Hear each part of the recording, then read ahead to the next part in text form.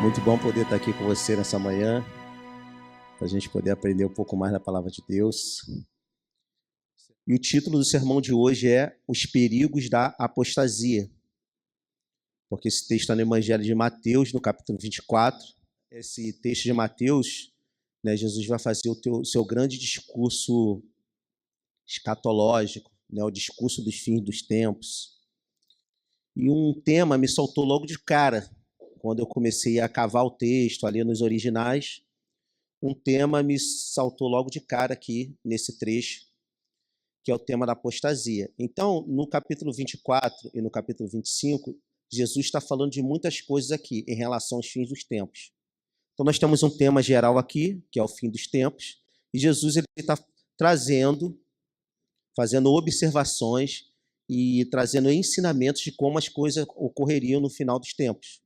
Então, nós vamos fazer um zoom, uma espécie de zoom, e vamos destacar esse texto que fala especificamente da apostasia, que é um fenômeno que acontecerá nos fins dos tempos.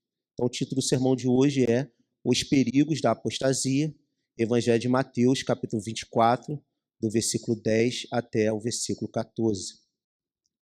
Diz assim a Sagrada Escritura: Nesse tempo, muitos hão de se escandalizar, trair e odiar uns aos outros. Muitos falsos profetas se levantarão e enganarão a muitos. E por se multiplicar a maldade, o amor se esfriará de quase todos. Aquele, porém, que ficar firme até o fim, esse será salvo. E será pregado este evangelho do reino por todo o mundo, para o testemunho de todas as nações, então via fim. Feche seus olhos, vamos orar em nome de Jesus. Deus, você reparou que as coisas hoje, na atualidade, elas acontecem numa velocidade impressionante? Você já parou para pensar nisso? Que a nossa vida é extremamente acelerada? Que os avanços tecnológicos que nós temos no mundo hoje, eles não dão muita condição da gente fazer uma previsibilidade do como o planeta estará daqui a 40, 50 anos? Você já parou para fazer essa reflexão? Porque se a gente for olhar um pouquinho para trás, a gente vai ver que, por exemplo, as comunicações, elas eram feitas de duas formas.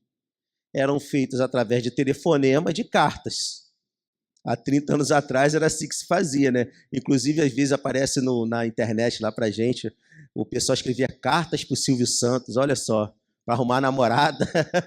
O pessoal escrevia carta para o Silvio Santos para arrumar namorada.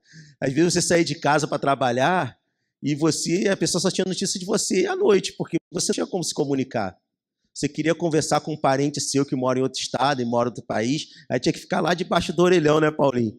Ia lá para debaixo do orelhão, colocava a ficha, como estava chovendo, caía aquela... igual hoje, né?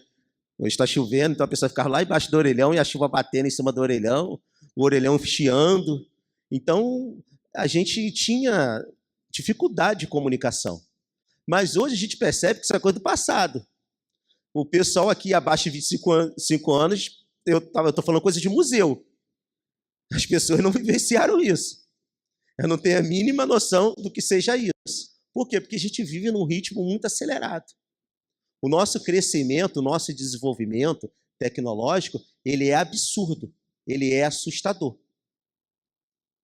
Junto com esse desenvolvimento tecnológico, com o crescimento absurdo e assustador dessa tecnologia, nós também vivenciamos, hoje, um crescimento absurdo e assustador da apostasia. Se a apostasia não está acontecendo ainda de forma plena, uma coisa é certa, ela já está em pleno desenvolvimento. O que é a apostasia? É o abandono geral da fé. É a negação total e completa da crença em Jesus Cristo. Isso é apostasia. Se nós ainda não estamos vivendo isso de forma plena, nós estamos num desenvolvimento bastante singular. Nós não podemos negar isso. Nós não temos capacidade nenhuma de negar que nós já estamos envolvidos dentro de um processo de apostasia. E essa apostasia está aumentando. Porque nesse sermão escatológico, Jesus vai falar de algumas coisas. Ele vai falar que vai ter guerras, rumores de guerras. Meus irmãos, eu disse aqui uma vez e volto a repetir. Não houve um dia no século XX que não aconteceu um conflito armado ao redor do planeta. Todos os dias do século XX aconteceu uma guerra em algum lugar. E no século XXI continua da mesma forma. Para você ter uma ideia, hoje, no continente africano, nós temos 35 conflitos armados, só no continente africano. Que às vezes as pessoas acham que esquecem que a África pertence ao mundo, né? No continente africano são 35 conflitos armados. Ao redor do planeta, hoje no mundo todo, nós temos 120 conflitos armados, 120 guerras, 120 disputas territoriais. Então, quando Jesus fala que haverá guerras e rumores de guerra, nós vemos o cumprimento profético dessa fala de Jesus no nosso tempo. Isso está se cumprindo. É um fato inegável. Em qualquer lugar que você habite no planeta Terra, você sabe que existe alguma guerra. Qualquer lugar. Tanto nós que moramos no Brasil, como aqueles que moram lá na Austrália, sabem que o mundo está em guerra. E só aqui, o cumprimento profético de Jesus já está acontecendo. O que Jesus estabeleceu já está acontecendo. Então, ao meu ver, se nós já estamos vivendo os princípios das dores, o próximo passo é a potencialização da apostasia, a grande tribulação e o surgimento do anticristo. Já está a caminho, meus irmãos. Nós já estamos envolvidos neste processo. A apostasia, ela já está acontecendo. Jesus, aqui, ele deixou algumas pistas. Ele deixou algumas dicas de como essa apostasia ela se desenvolveria, como ela seria estabelecida. E essa apostasia, ela atua, segundo a fala de Jesus aqui, reproduzida por Mateus, em alguns elementos. Em alguns elementos que são muito presentes no nosso tempo. O primeiro elemento que Jesus vai destacar aqui, falando especificamente sobre a apostasia, é dizendo que quando a apostasia ela se desenvolve, ela vai atuar diretamente modificando as relações sociais. Porque ele vai falar no versículo 10. Nesse tempo, muitos hão de se escandalizar, trair e odiar uns aos outros. Modifica as relações sociais. Ele vai usar a palavra aqui, escandalizar. O que é escandalizar? É causar destruição. Escandalizar é fazer com que as pessoas elas se desviem. Escandalizar é chocar. É fazer com que o mundo entre em choque. Que os grupos sociais eles se desestruturem. Porque eles estão olhando para as relações e estão vendo essas relações sendo esfaceladas. Porque ele fala, muitos irão se escandalizar, trair e odiar uns aos outros. Então, nesse desenvolvimento do escândalo, quais são os elementos que nós encontramos aqui? Traição e ódio. Desenvolvimento de atitudes extremamente pecaminosas. Porém, no nosso tempo, isto toma um volume assustador. Escândalo, traição e ódio, no nosso tempo, se ainda nós não chegamos na plenitude, nós já estamos caminhando para isso, porque nós temos uma arena dentro das nossas relações, onde esse tipo de sentimento, esse tipo de comportamento, ele é potencializado. Ele é levado ao extremo, ele é propagado em massa. Que arena é essa, meus irmãos? Onde nós vemos esses sentimentos aflorando de maneira mais aparente? Nas redes sociais. As relações nas redes sociais, elas estão sendo desenvolvidas baseadas no escândalo, na traição e no ódio. Permita-me ilustrar. Cultura do cancelamento, onde o ódio é disfarçado de justiça. Pessoas que erram ou pensam diferente são massacradas com comentários de ódio, humilhação e desprezo. Não existe mais espaço para o erro. Se você pensa diferente de mim, se nós discordamos em alguma coisa, não é a sua opinião e a minha opinião. Se nós discordamos de alguma coisa dentro dessa perspectiva, a sua opinião não vale nada e a sua opinião tem que ser descartada. Você será cancelado. Se você tem um posicionamento, que esse posicionamento ele destoa de algo construído socialmente dentro de uma linguagem de opinião pública comum, você vai ser cancelado na hora. Porque o que determina as relações sociais hoje, no nosso tempo, é a cultura do ódio. Um outro exemplo. Debates das mais diferentes variações transformados em uma disputa feroz e desleal, onde o importante não é aprender com a discussão, mas desmoralizar e, se possível, aniquilar o tratado como oponente. Ou seja, você vai debater com alguém, inclusive a gente percebe isso nas redes sociais, inclusive entre os religiosos fazem muito isso nas redes sociais. O debate não é mais para você aprender.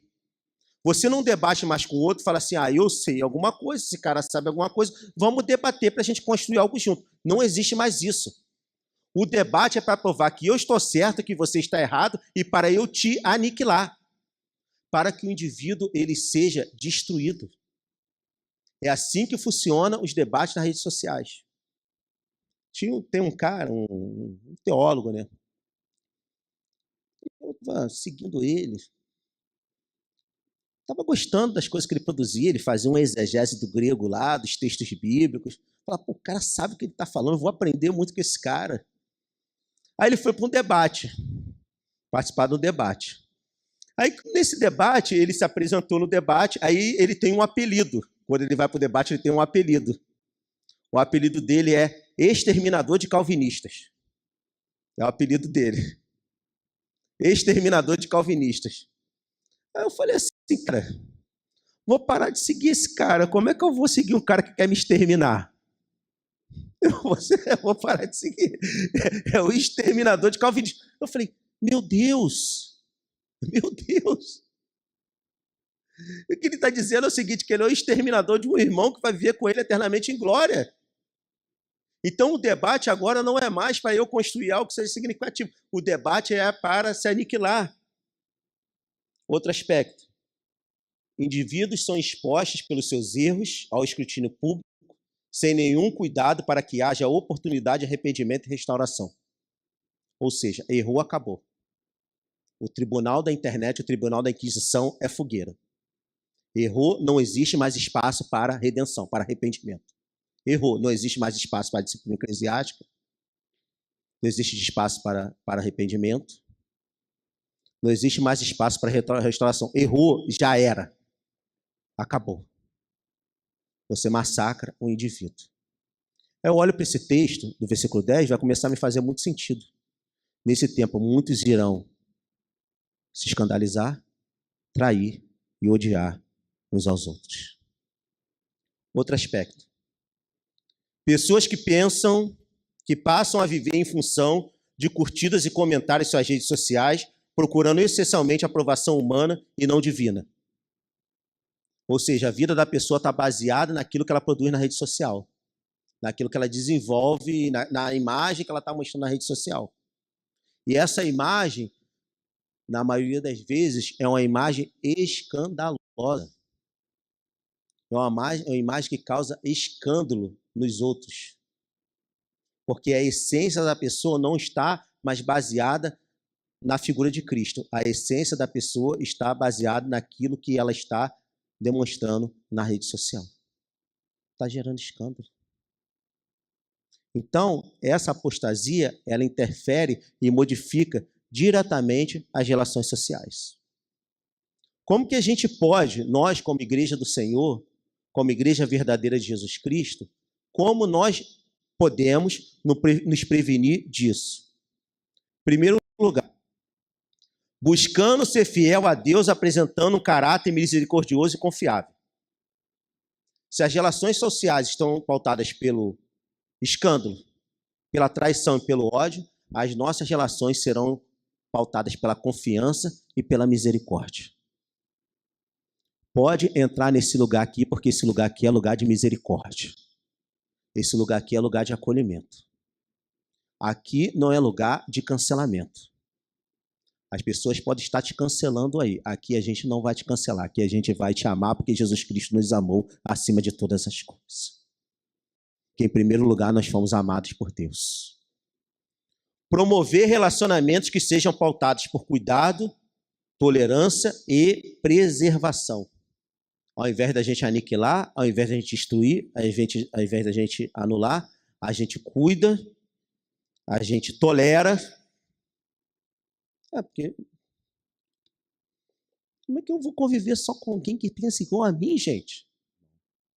Não tem como. As nossas construções de identidade, elas são muito complexas. Nós não conseguimos viver numa sociedade homogênea. Nós não conseguimos viver numa sociedade assim. Então, nós precisamos abrir espaço para a diferença. E este espaço para a diferença tem muito a ver com a tolerância. Agora, veja bem, tolerar não é acoitar pecado. Tolerar não é passar pano para a iniquidade. Tolerar é você perceber que mesmo que o meu irmão pense diferente de mim, ele está aliançado em Cristo comigo e nós estamos aqui no mesmo propósito. Isso é tolerar. Aí a gente combate a apostasia.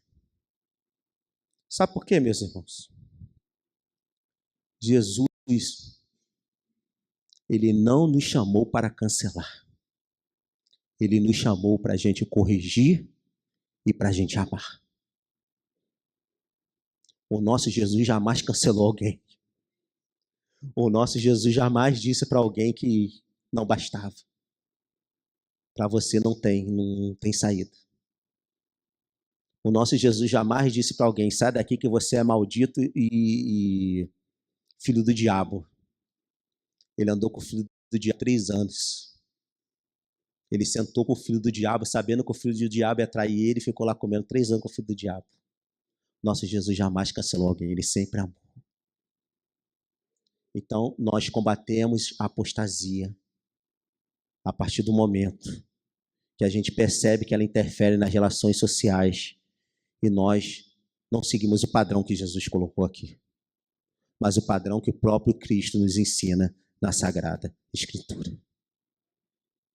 Porém, essa apostasia, ela não se manifesta só nas relações sociais. Ela vai se manifestar em outro campo das relações humanas.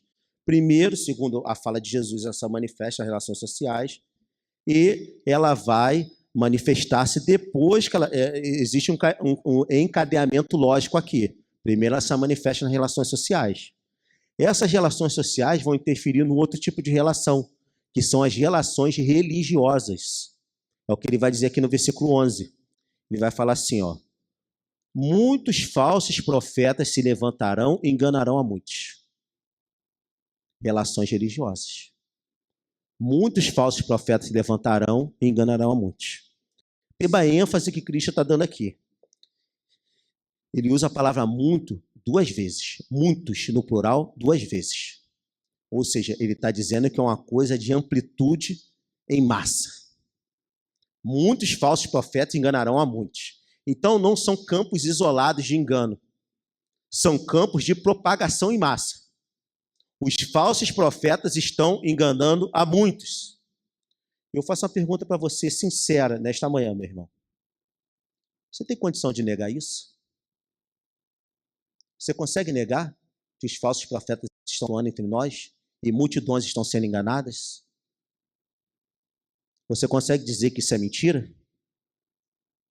Então, se Jesus diz que muitos falsos profetas enganarão a muitos, e nós estamos vivendo isso no nosso tempo, é prova que nós já estamos vivendo a apostasia. É prova que a apostasia já está em pleno desenvolvimento. Eu tenho muita coisa a falar sobre os falsos profetas, muita coisa. Mas eu escolhi falar de duas, que eu acho que são as mais essenciais, pelo menos eu creio nisso. Imagine a seguinte situação. Você está lá, vendo as postagens no Instagram, está passando o dedinho para lá e para cá, vendo o que o pessoal está postando. Aí aparece uma propaganda. Emagreça com facilidade em 7 dias. Aí você, opa, tô gordinho. Inclusive, a minha mulher tá pegando meu pé. Eu tô gordinho. Opa, cliquei, eu cliquei. Aí tá lá a propaganda lá. Ó, sem nenhum esforço, sem atividade física e sem dieta. É só você fazer um clique, comprar a cápsula, tomar aquela cápsula que você vai perder peso. Meus irmãos, a possibilidade disso ser uma farsa é gigantesca. Por quê? Porque a gente sabe que a pessoa só consegue perder peso fazendo dieta e atividade física. Não existe outra forma de perder peso. Eu sei disso, eu não estou fazendo, mas pelo menos já tenho consciência. É fazer dieta, é fazer dieta e atividade física. Pelo menos, né, pastor, psicólogo, pelo menos já me conscientizei, né, pastor? Já me conscientizei, agora, né, a consciência eu já tenho. Graças a Deus. Então, a possibilidade de se dar errado é gigante, meus irmãos. É gigante. Porque a gente sabe que a gente só vai fazer dieta, só vai perder peso se fazer dieta e atividade física. Não existe outra forma. Não existe fórmula mágica. Aí o camarada entra na igreja cheio de problema. Aí o falso profeta, o que fala para ele? Ó, cumpre o rito aqui, faz a campanha aqui, faz faz o voto lá, faz a campanha, faz a corrente que os teus problemas vão melhorar.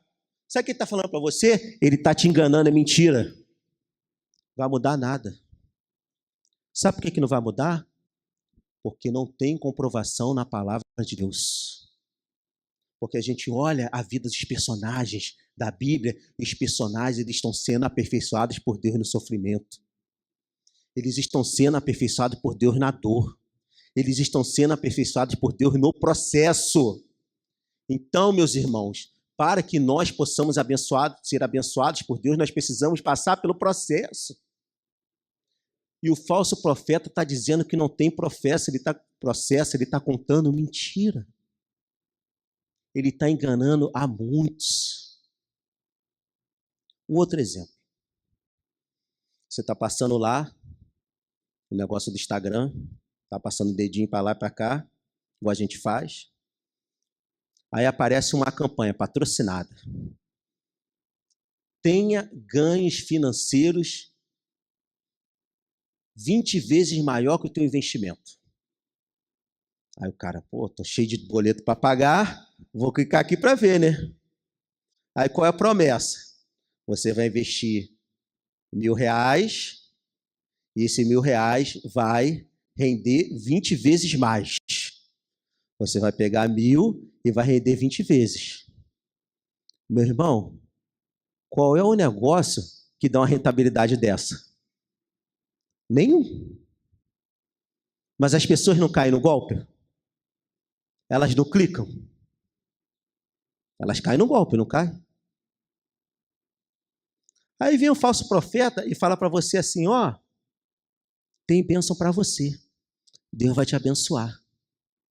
Mas para Deus te abençoar, você precisa sacrificar. O falso profeta vai falar isso para você, tá, meu irmão?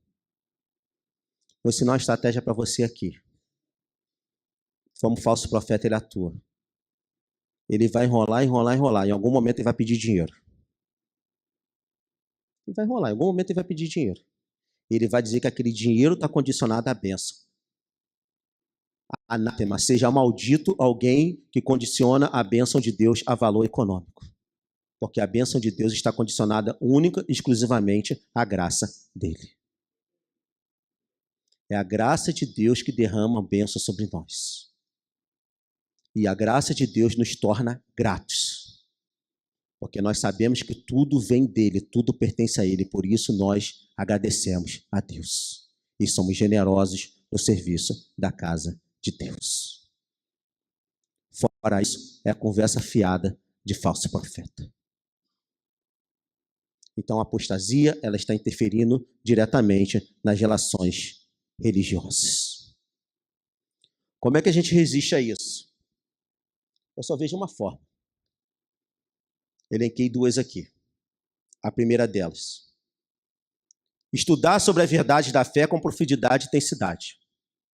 A gente consegue resistir a isso. Estudar sobre as verdades da fé com intensidade e profundidade. Quando eu e você estudamos a verdade da fé, mas é estudar a verdade da fé. Porque o falso profeta vai usar programação neurolinguística, vai usar ativamento de elementos sensoriais, ele vai usar linguagem persuasiva para poder te arrancar. Estamos calmos aqui, não estamos? Se tivesse um falso profeta no ambiente onde o falso profeta atua, que não é esse ambiente aqui, que aqui não atua falso profeta, estava todo mundo inflamado na emoção. Porque o falso profeta toca na emoção. Mas a palavra verdadeira de Deus, a Sagrada Escritura, ela fere a nossa alma. E a gente só consegue ser ferido por ela quando a gente mergulha profundamente, intensamente no estudo dela. Aí falso profeta nenhum vai ter poder sobre a nossa vida. Segundo, devotar-se a um robusto e qualificado discipulado. Se submeter ao discipulado. Se submeter a alguém que seja mais experiente com a gente e sentar e falar assim, eu vou aprender. Porque Jesus Cristo, ele é o nosso maior exemplo. Ele é o exemplo mais sólido e verdadeiro que nós podemos seguir. Então, quando você estiver em dúvida se alguém está falando alguma coisa e essa coisa é verdade, siga a Jesus Cristo. Olhe para a vida de Cristo. Olhe para os ensinamentos de Cristo. Aí você vai ter um caminho seguro e um caminho sólido para não poder ser enganado. Então nós temos aqui, um cadeamento. Primeiro, ele interfere. A apostasia, ela modifica as relações sociais. Segundo, ela modifica as relações religiosas. E em terceiro, ela modifica as relações afetivas. Porque ele vai dizer no versículo 12, Jesus fala no versículo 12. E por se multiplicar a maldade, o amor se esfriará de quase todos. Então, o que ele fala? Que nessa apostasia, a maldade, a iniquidade, ela vai se multiplicar. A transgressão consciente da lei de Deus, o desvio moral e espiritual vai se multiplicar. As pessoas serão depravadas. As pessoas serão devassas. As pessoas serão malignas. E qual o resultado desta iniquidade ou desta maldade? O amor se esfriará no coração de quase todos. Aquele fervor no coração, aquele sentimento de amor, ele vai diminuir. E no lugar dele vai surgir a indiferença. A insensibilidade em relação ao sofrimento humano. As relações afetivas vão deixar de ser pautadas pelo amor e pela graça e passam a ser pautadas pelo individualismo e pela indiferença. Um tempo atrás, eu estava indo para... Na verdade, eu estava vindo de lá do outro lado para cá, isso já faz alguns anos, não foi? Faz alguns anos. E é nesse cruzamento aqui, no trevo ali que tem na entrada de Queimados, ali todo dia tem acidente, praticamente todo dia tem acidente. Porque os caras de moto, eles vão pelo corredor, então tem que entrar para cá, tem carro que entra para a esquerda, tem carro que entra para a direita, tem carro que vem, então ali é risco máximo de acidente. E nesse dia que eu estava vindo, aconteceu um acidente. Um motoqueiro veio, o carro bateu nele, o motoqueiro voou lá na frente, se arrebentou todo, se machucou sério. O que a pessoa que estava dirigindo o carro fez? Ela desceu do carro, olhou o carro dela todo, virou para o lado, parou, em nenhum momento foi lá ver a situação do motoqueiro. Sabe o que é isso, meu irmão? Indiferença em relação ao sofrimento humano. As pessoas passam a valorizar mais as coisas do que as pessoas.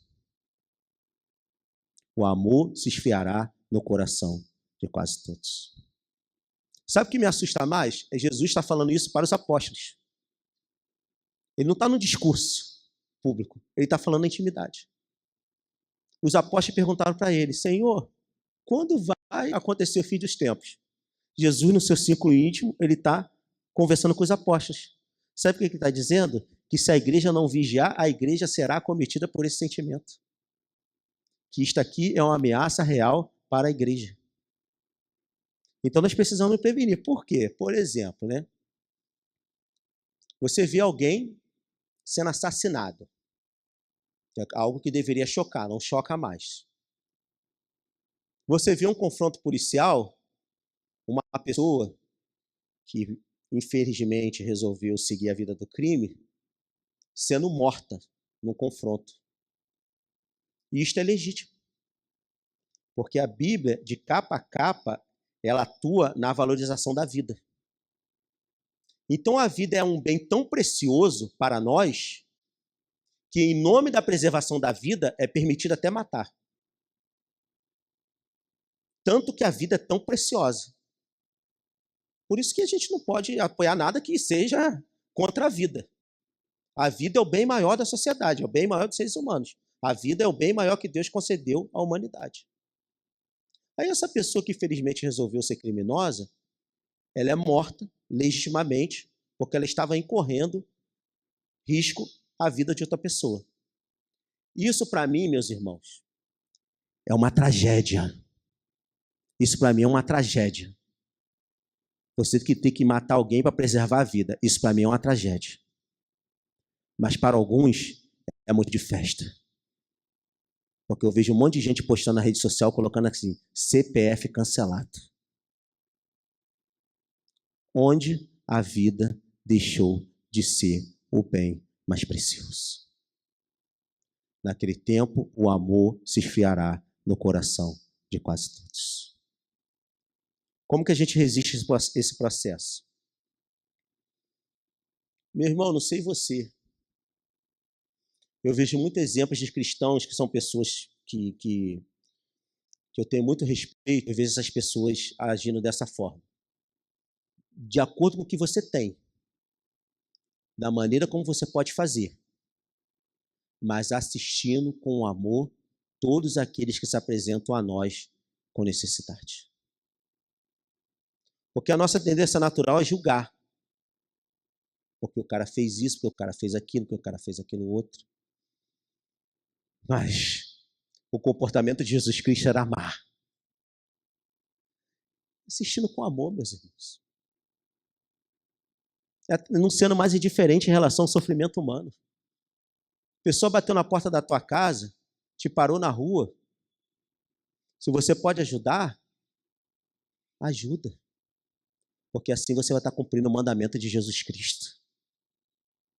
Assim a gente vai estar amando o próximo, assim como Cristo nos amou. Eu tenho certeza absoluta. Se eu e você chegarmos arrebentados diante de Deus, chegarmos esfacelados, com o nosso coração sincero, clamando por misericórdia, Ele vai agir de misericórdia na nossa vida.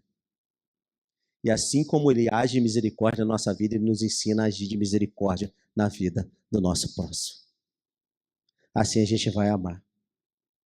No versículo 14, ele vai dizer: será pregado o evangelho do reino por todo o mundo, para testemunho de todas as nações, então virá o fim. Talvez o grande ensinamento que seja dado para mim e para você nessa manhã é que essas marcas de relações, elas não podem ser normas no nosso meio. As pessoas precisam olhar para a nossa vida e enxergar na nossa vida o evangelho, para que esse evangelho seja pregado. Porque através da pregação do evangelho, o fim virá. E quem prega o evangelho é a igreja. Quem propagará o evangelho é a igreja.